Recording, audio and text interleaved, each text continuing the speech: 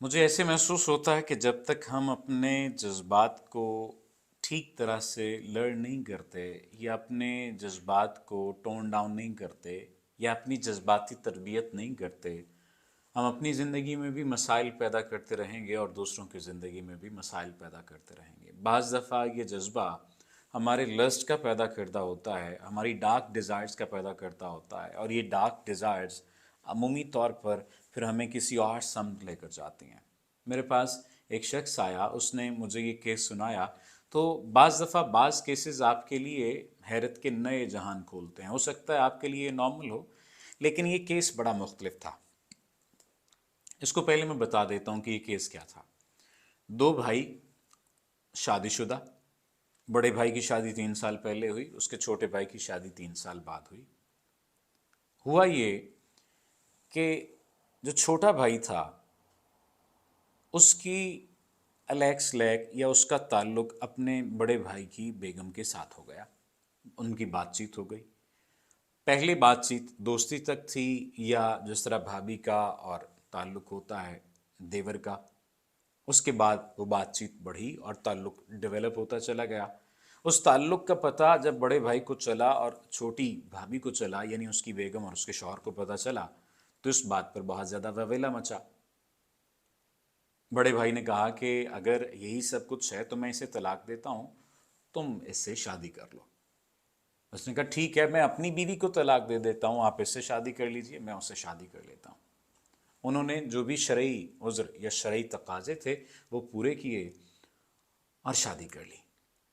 लेकिन वो एक दूसरे के गले मिलने से गए, वो एक दूसरे के जनाजों से भी गए, वो एक दूसरे से मिलने से भी गए, यानी उनका ताल्लुक बिल्कुल ख़त्म हो गया। ये सिर्फ़ और सिर्फ़ अपनी जज्बाती ज़रूरतों को या अपनी लस्ट या डार्क डिज़ायर्स को फुलफ़िल करने का कहीं ना कहीं एक तरीका था जो कि उन्होंने तलाश किया। बाद में हुआ ये कि उस लड़के यानी छोटा जो लड़का था और उसकी जो बड़ी भाभी थी, उन दोनों के दरमियान भी ताल्लुक बिगड़ा और तलाक हो गई। लेकिन वो शख्स जो कि बड़ा था, जिसने अपनी छोटी भाभी से शादी की थी, उन लोगों का ताल्लुक स्मूथ रहा। ये पूरी की पूरी राम कथा मुझे जिस शख्स ने सुनाई और जिस शख्स ने कहा कि आपने इस वाक़े को कोट भी आप कर सकते हैं, ये दूसरा लड़का था जो डिप्रेशन और एंग्जाइटी में मुब्तला है और जिसने अपनी बड़ी भाभी के साथ ताल्लुक़ बना लिया था। ये ताल्लुक़ उनकी डार्क डिज़ायर्स का ताल्लुक़ था। डिस्कशंस करते करते, डिस्कशंस के दौरान उसको पता चला कि यो जो ख्वाहिशात मेरी ज़ात के अंदर मौजूद हैं, यही ख्वाहिशात इस खातून के अंदर भी मौजूद हैं।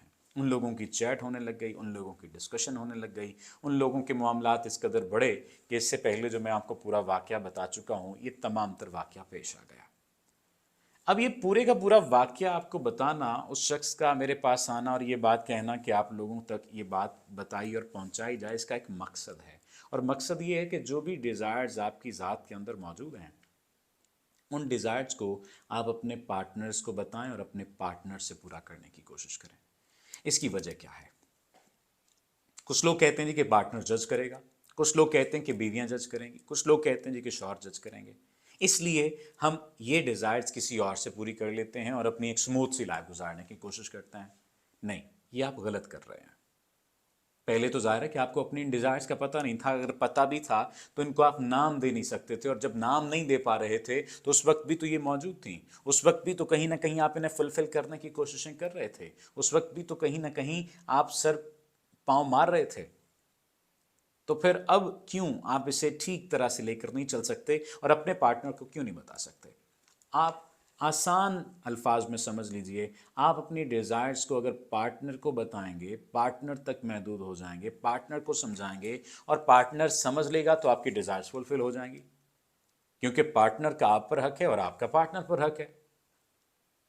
एक बात तो ये है जिसको समझने की आपको ज़रूरत है। और दूसरी बात, और अगर पार्टनर उसको फुलफिल नहीं करेगा, पार्टनर कहेगा कि ठीक है मैं ये नहीं कर सकता और मेरे ये कब्ज़े में नहीं है, मेरे कब्ज़े ख्याल में, ये मेरे कब्ज़े कुदरत में नहीं है, ये मेरे मेरे बस में नहीं है, मैं तुम्हारे लिए नहीं ये कर सकता, तो फिर भी आपको मालूम हो जाएगा कि मेरा पार्टनर ये नहीं कर सकता और پھر آپ کسی میوچل انڈرسٹینڈنگ پر کسی نقطے پر پہنچیں گے اور اپنے ڈیزائرز کو اسی حوالے سے ڈیزائن کرنا شروع کریں گے.